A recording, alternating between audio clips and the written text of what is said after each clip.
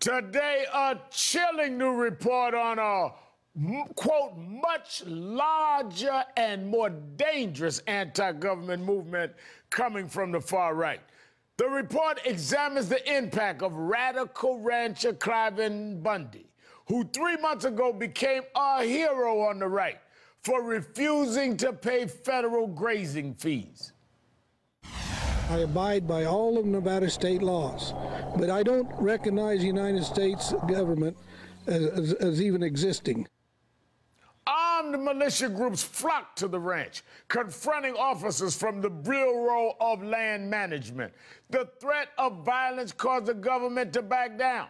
Some in the right-wing media embraced Bundy, and today, disturbing new details on Bundy's continued influence. The Southern Poverty Law Center, which tracks extremist groups, is out with a report titled War in the West, the Bundy Ranch Standoff and the American Radical Right.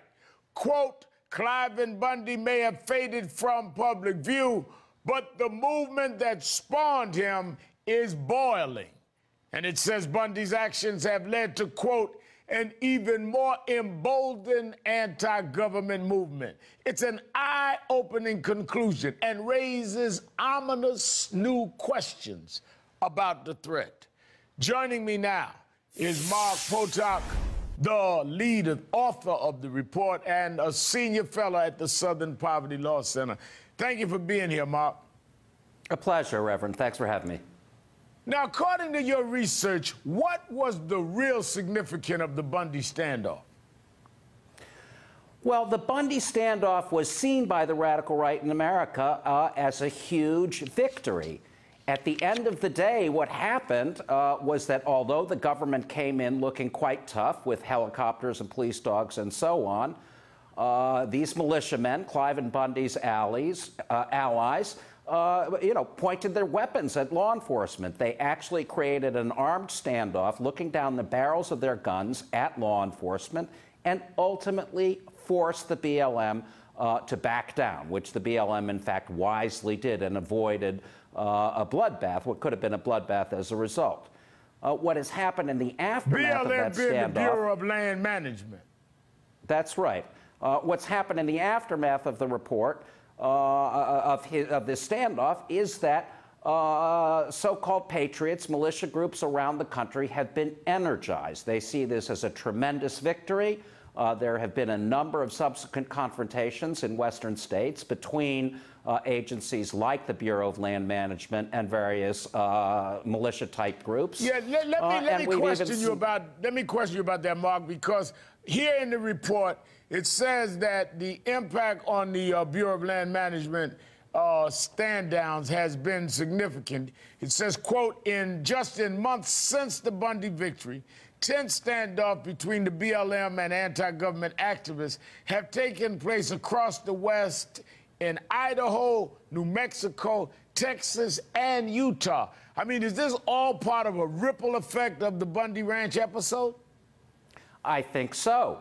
Less than a month after the Bundy standoff, we saw, for instance, a very large group of people, including some members of the Bundy family, barge into a closed road in Utah, riding ATVs. This road had been closed in order to protect fragile archaeological remains of American Indian communities.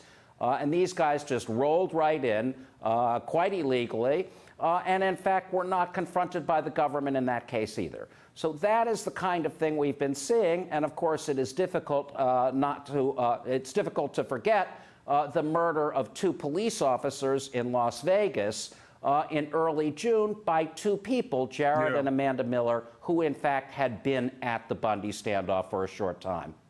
Now, your report also mentions the impact of right-wing media that cheered Bundy on. Listen to what some were saying. I'm not a rancher, but I would think the federal government might be thankful because you're cutting the lawn for free, and they're charging huge amounts of money, right, to let your cattle graze there with these fees? These are folks that live in Nevada. These are good, hardworking Americans. It shows you the attitude of the federal government today, and it shows you the resistance of patriotic Americans. I mean, what's the impact of this kind of talk? Does this fan the flame of extremism, Mark? Absolutely. We saw just a despicable show from politicians like the governor of Nevada, like a number of congressmen, from the Sean Hannitys of the world and his echo chamber and the Fox world and so on, describing Cliven Bundy not as a thief who refused to pay $1 million he owed to the federal government, to you and I, but as some kind of great defender of the Constitution. So, you know, all these people, of course, ran away from him very quickly when he started to discuss the so-called problems of the quote-unquote Negro, but it was only then that these people started to think that maybe Cliven Bundy wasn't such a terrific friend to have after all.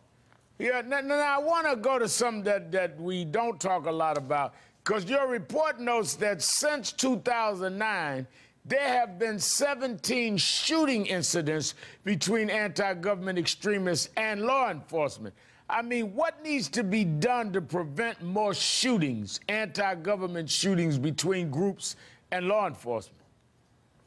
Well, I think that one of the things that needs to be done is there needs to be more analysis of this movement coming out of the Department of Homeland Security. Their unit on non-Islamic domestic terrorism essentially has withered since it repudiated a perfectly good report that was issued in 2009. In addition, the Attorney General, Eric Holder, recently reconstituted an executive committee on domestic terrorism that had laid fallow since the 9/11 attacks of 2001, and that, I think, is a very good thing. I think, in general, law enforcement needs more training on the views of some of these people and on the dangers they present. Wow. So I think when you raise this, are we saying that in many ways we are not taking this as seriously as we should, even though you've had these amounts of shootings? I think that's exactly right.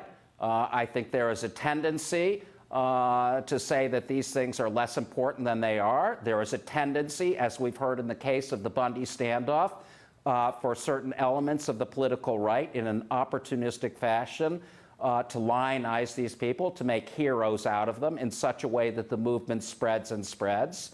And so I think these are very real problems. We've seen an enormous amount of violence coming from the radical right, and it very likely will get worse before it gets better. Well, this is a very important report, and we're going to keep watching it and keep monitoring what's going on. Mark Pochak, thank you for your time tonight. And thank you, Reverend.